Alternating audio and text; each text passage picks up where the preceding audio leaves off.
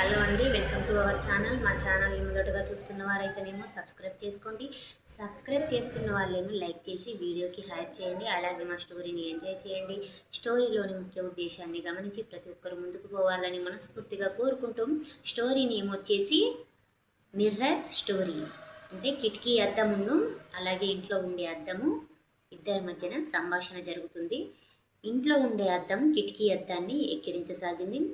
అప్పుడు ఇంట్లో ఉండే అద్దం ఏమన్నదంటే, నా ముందే మనుషులు రెడీ అవుతారు, నాకున్న విలువ నీకు లేదు, నిన్ను ఎవరు పట్టించుకోరు అని ఆ అద్దము కిటికీ అద్దాన్ని ఎక్కిరించసాగింది, ఎగతాళి చేయసాగింది. అప్పుడు ఆ కిటికీ అద్దం ఇంట్లో ఉన్న అద్దానికి దిమ్మ తిరిగే సమాధానం ఇచ్చింది. ఏమని అంటే, నువ్వు వాళ్ళని ఉన్నది ఉన్నట్టుగా చూపిస్తావు, వాళ్ళ అందాన్ని చూపిస్తావు, తద్వారా వాళ్ళు మేము ఎక్కువ, మిగిలిన వాళ్ళు ఎవరు లోపాలు ఉంటాయో వాళ్ళ లోపాలని ఎక్కిరించసాగుతారు. కానీ నేను నీలాగా స్వార్థపరురాలిని కాదు, నేను కల్మషం లేని మనిషిని.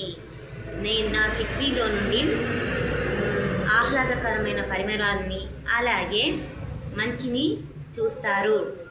నా ఈ కిటికీ అద్దం నుండే వాళ్ళు ప్రపంచంలో జరిగే వింతలు అలాగే ఆహ్లాదకరమైన దారులను చూస్తారు, సంతోషపడతారు.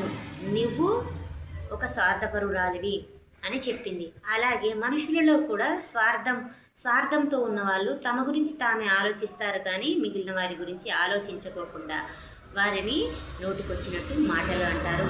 అలాగే ఎవరైతే కల్మషం లేకోకుండా ఉన్నారో, వాళ్ళు సహాయం చేసే గుణం ఉంటుందో వాళ్ళు 10 మందికి ఆదర్శంగా నిలుస్తారు. అలాగే కిటికీ కూడా రెండో జాతికి చెందింది, ఫస్ట్ జాతికి చెందింది స్వార్థపరురాలు అన్నమాట. అందుకే ప్రతి ఒక్కరూ కల్మషం లేకోకుండా ఉండాలి. లోపల ఒకటి బయట ఒకటి ఉంచుకొని ఒకరిని ఎక్కిరియద్దు. దేవుడు ఇచ్చినట్టు ఎవరైనా ఉంటారు, మనం ఎక్కిరించినంత మాత్రాన వాళ్ళది పోదు. కాకపోతే వాళ్ళ పనుల్లో వాళ్ళు పాత్రులు కావాలి, కానీ మిగిలిన వాళ్ళని ఎక్కిరించడం, దూషించడం, మాకింతున్నది, మేము ఏదన్నా పడాలి అంటే ఎవరు పడరు. కాబట్టి ఎవరిని ఎక్కిరించద్దు, ఎవరిని అవమానం చేయొద్దు. వాళ్ళ పనులు వాళ్ళు చేయాలి. వాళ్ళకి ఇప్పుడు కొందరికి ఎక్కువ ఉంటుంది, మనీ ఎక్కువ ఉందనే గర్వంతో ఏ మాట అంటే ఆ మాట అంటారు. అలాంటి వాళ్ళు 10 మందికి పెట్టుకోవాలి, 10 సార్లు తినాలి. అంతేకాని వాళ్ళ కిందున్న వాళ్ళనైనా బయట వాళ్ళనైనా ఎవరినైనా, రిలేటివ్స్ అయినా బయట వారినైనా చులకనగా చూడద్దు, మాటలు అనద్దు, మాటలు అని బాధ పెట్టద్దు.